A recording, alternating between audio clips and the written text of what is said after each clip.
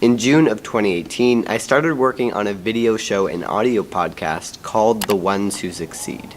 The show took me all across North America to meet with world-class entrepreneurs, and this is a story about how I created it.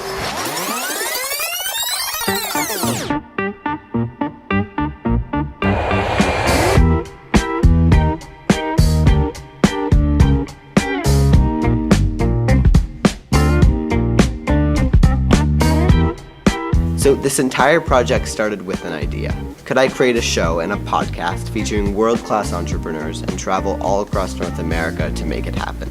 And if you're unfamiliar with The Ones Who Succeed and haven't seen the show, here's a clip from the trailer. Hi, my name is Campbell Barron, and I'm a 15-year-old entrepreneur and content creator. And for the past 8 months, I've been traveling all across North America, meeting with all kinds of successful entrepreneurs for a brand new video podcast interview show I started back in June called The Ones Who Succeed. So the general idea for the show was to use my age, which was 15 at the time, to create a unique video and audio podcast featuring conversations I had with a wide range of successful entrepreneurs. For example, some of my episodes include conversations with names like Michael Dubin of Dollar Shave Club, Elizabeth Cutler of SoulCycle, former venture capitalist and shark Chris Sacca, podcast entrepreneur Alex Bloomberg, Headspace co-founder Rich Pearson, and many others. So this idea and this task, it was ambitious to pull off by myself, to say the least. But when I tried to kind of stop thinking about this idea and tried to talk myself out of it, I couldn't. And after my friends and family were on board, I needed a way to fund this endeavor and pay for my travel expenses to actually produce the show.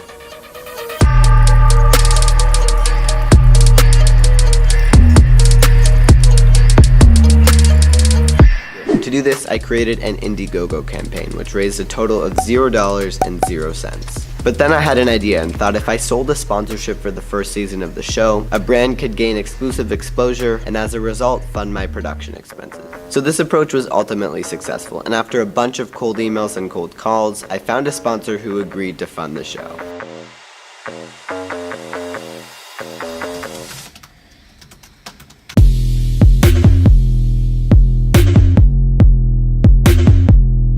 With the sponsorship money ready to go, I needed to find guests that I can interview for the podcast. Now, truth be told, I lined up most of my guests before I started the sponsorship process. However, this process took a long time. It wasn't even over until 4 months after I got my sponsorship, so let's just say it's step 3. How I got the guests for the show is the question I've received the most since the episodes went live. And honestly, this was a really hard thing to do because entrepreneurs are really busy people. And since my show wasn't even out yet, I didn't have many videos I could send to guests as examples of what the show would turn out to be. And I couldn't expect them to meet me in a week because they're really busy people. So the actual mechanics of this process really came down to persistence and the art of cold email.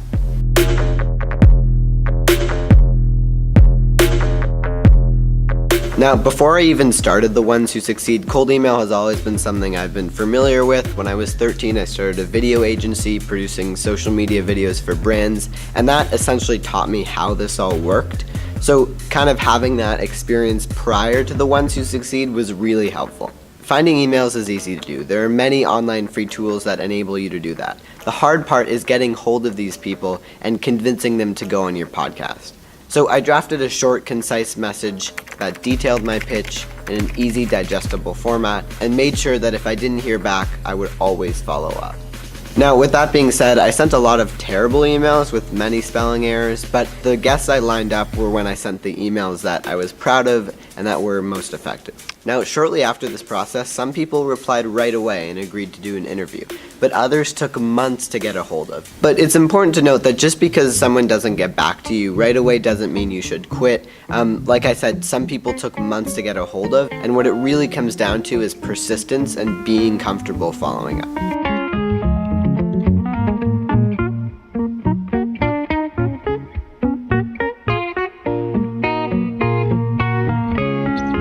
So rejection in life, and especially during this show, comes in all shapes and sizes, and when reaching out to people for this podcast, I had to get used to it. Throughout my time sending these emails, I got more rejections than I could ever have imagined, but that is something I had to overlook, because persistence always wins. The thing is, nothing meaningful ever comes easy, so once you get used to people telling you no, then nothing bad could possibly happen if you don't end up convincing guests to go on your show. For example, when I reached out to GoPro CEO Nick Woodman, the GoPro team told me that he was really busy and couldn't actually do the interview, but they sent me a free GoPro.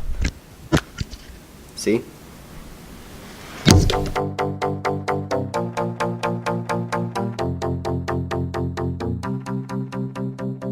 So with my guests lined up and the calendar invites set and ready to go, it was time to hit the road. Bring the action.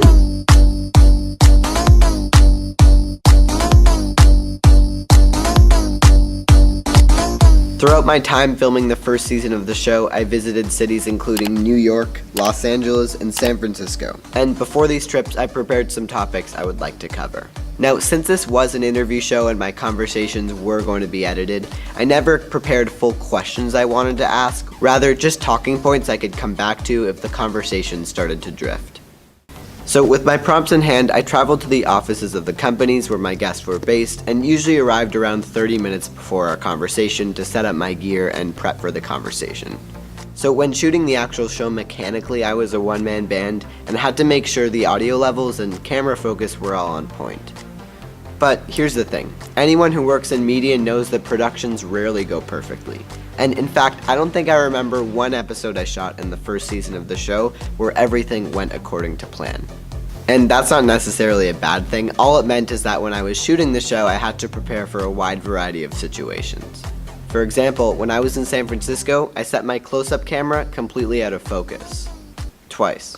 But perhaps the most embarrassing production error was when I was in Santa Monica and forgot to turn on my microphones halfway through my conversation with Rich Pearson, co-founder of Headspace.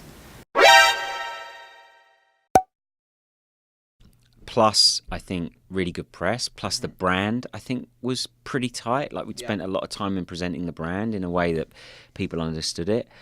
I think the content and the experience. So I think it was a mixture of all those things. And luckily for me, I finished my conversation with Rich 15 minutes early. So using the spare time, we just re-recorded the beginning of the episode. So I just have a quick question. Yeah.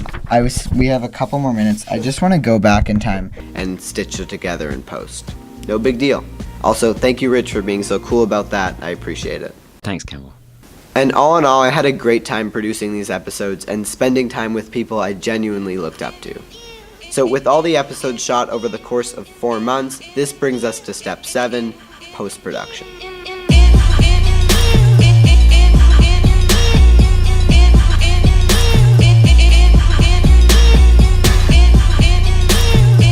Now, like I mentioned before, when I was 13, I founded a video agency, so it's safe to say that I've had my fair share of production experience. So I've been producing videos ever since I was around 8 or 9 years old, so the editing really wasn't the daunting part. However, the show still required a lot of editing work, especially considering the fact that we had a video show and an audio show to edit. It was a lot. But since this podcast was edited, the actual process of editing took quite a while and a lot of planning, from writing my voiceover scripts, recording and embedding my various files in my timeline, and throughout the video and audio episodes, the transition graphics and audio used to link clips from my interview enabled me to cut down the conversations and keep it more concise. Now, don't get me wrong, post-production was a ton of hard work. However, if I didn't have any editing experience, it would have taken 10 times longer.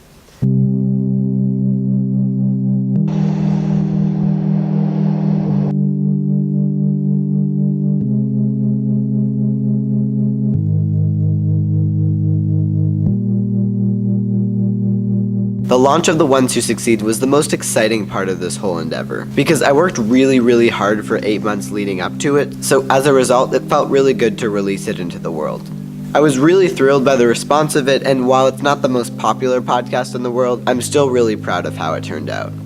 So to conclude my experience with this show, I want to mention that the steps I listed up here was my way of doing it, but it's not the only way of doing it. For example, I wanted to have an episode released every week 100% of the time, so that's why I recorded all the episodes and then scheduled them. However, I know and listen to many successful podcasters who record their episodes live and don't do any editing to them, and that's totally cool. A podcast doesn't need to be edited to be successful, however, that was just my way of doing it. So the ones who succeed in turning that initial idea, what if I created a video show and audio podcast, into a reality has hands down been the best experience of my life.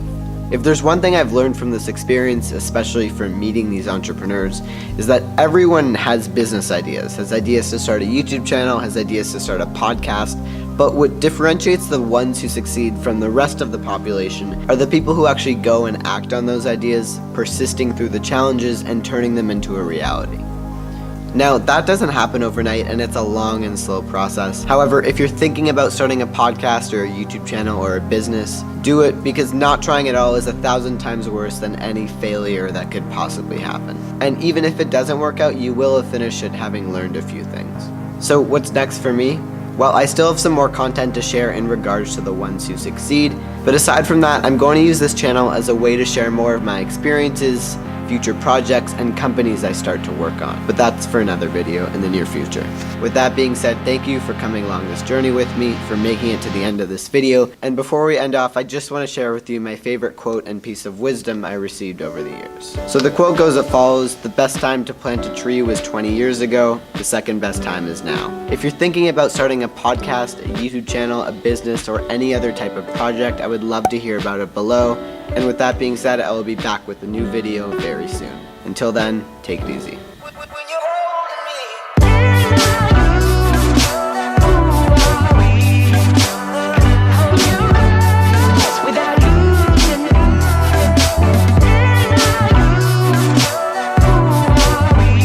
And the audio podcast was what I wanted to. Come on, I was so... Attention please, attention please, attention please. This has been a test of the fire alarm system. Oh, are we done? The alarm testing is now complete. Yes. Any further signals should be considered an emergency. Thank you for your cooperation. Attention please. Alright, we got it. Attention please. Attention please. We'll put this in the This has bloopers. been a test. Thank you for your cooperation. Sweet. Alright.